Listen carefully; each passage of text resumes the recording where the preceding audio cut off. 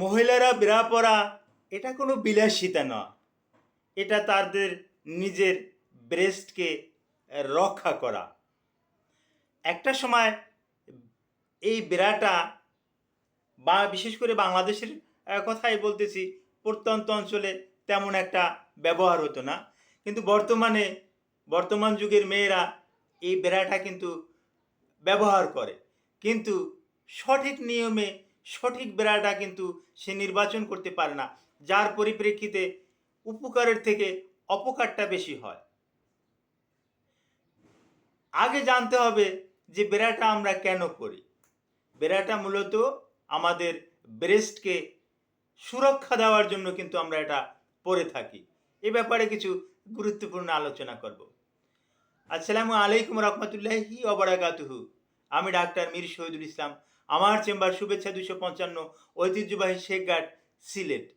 যে গুগলে গিয়ে ডাক্তার মীর শহীদুল ইসলাম কথাটি লিখে সার্চ দিলে আপনি আমার সম্পর্কে বিস্তারিত তথ্য পেয়ে যাবেন। যে দর্শক শ্রোতা, আলোচনা করব সঠিক ব্রা আপনাকে কেন পড়তে হবে, এ ব্যাপারে গুরুত্বপূর্ণ কিছু তথ্য দিচ্ছি। ব্রা পরা এটা বিলাসিতা না, এটা আপনার স্তন্যযুগলকে, ব্রেস্টকে সুরক্ষা দিবে। এখন দেখা যাচ্ছে কেউ দোকানে গিয়েই বলে যে আমাকে 32 সাইজের দেন, আমাকে একটু ছোট সাইজের দেন, আমাকে একটু এনলার্জ সাইজের দেন, আমাকে 36, 40, 42 এরকমের সাইজ গিয়ে বলে। আসলে এই সাইজটা কি? হ্যাঁ, এখানে সাইজ কিন্তু দুইটা আছে। একটা চেস্টের সাইজ, বক্ষের সাইজ, যেটাকে আমরা চেস্ট বলি, আর ব্রেস্ট এটারও কিন্তু একটা সাইজ আছে। দেখা যাচ্ছে মানুষটা অনেক মোটা, অবিসিটিয়ান, ফ্যাটি, অথচ তার ব্রেস্ট কিন্তু ছেলেদের ব্রেস্টের মতন ছোট ছোট, বেশি একটা বড় না।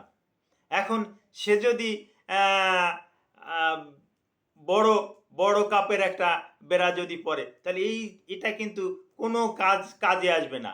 মূলত বেড়াটা পরার উদ্দেশ্য স্তনকে সুরক্ষা দেওয়া, আর স্তনটা যাতে নিচের দিকে ঝুলে না যায় এবং আপনার দৈনন্দিন কাজকর্মে যেন কোনো রকমের ব্যাঘাত সৃষ্টি না হয়। হ্যাঁ, এ কারণে কিন্তু বেড়াটা পড়া হয়।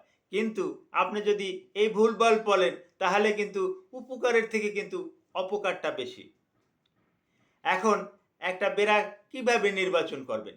আপনার চেস্টের একটা মাপ আর ব্রেস্টের একটা মাপ, এইটাকে নির্বাচন করে তারপর আসে কিন্তু আপনি ব্রেস্ট নির্বাচন করবেন, আপনি ব্রা নির্বাচন করবেন। এই ব্রা বিভিন্ন সাইজের হয়ে থাকে, আর সাধারণত আমরা বলি কাপটা ম্যাচিং করে পরবেন। এই কাপের আবার সাইজ আছে এ, বি, সি, এরকমের সাইজ আছে। এই সাইজটি আবার কিভাবে আপনি বুঝবেন? একটা উদাহরণ দিচ্ছি, যে একটা মোটা মানুষ, তার ব্রেস্টটা কিন্তু ছোট হতে পারে। আবার দেখবেন যে একটা চিকন মানুষ, শুকনা মানুষ, সৃষ্টিকর্তা তার ব্রেস্টটা অনেক বড় করে দিছে, অথচ তার চেস্ট কিন্তু দেখা যাচ্ছে 32 বা 31, কিন্তু তার ওই ব্রেস্টের মাপে যদি ব্রা না করা হয়, তাহলে ওখানে কিন্তু অত্যন্ত টাইট হয়ে যাবে।